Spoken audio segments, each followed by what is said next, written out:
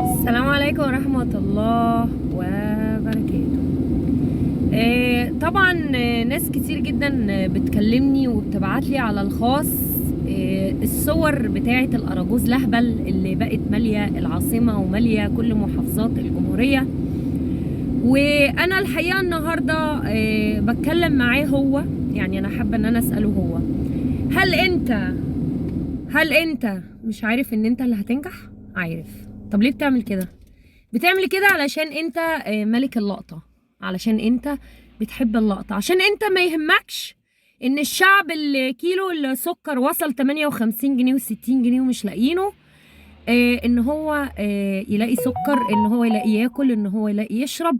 انت مش فارق معاك الموضوع ده اصلا، لان انت احتلال زيك لا يقل اجراما عن اخوالك الصهاينة في تل ابيب.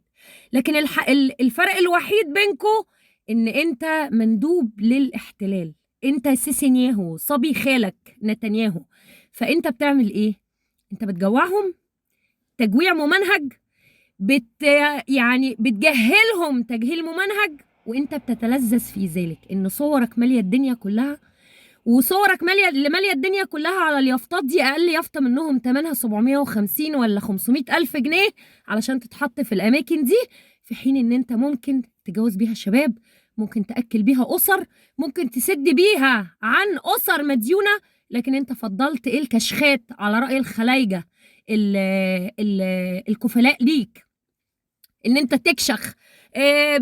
بتبين نفسك ان انت تعمل شو اوف على المصريين ان صورك ماليه الدنيا. شعبيتك زيرو، وانت عارف ان شعبيتك زيرو.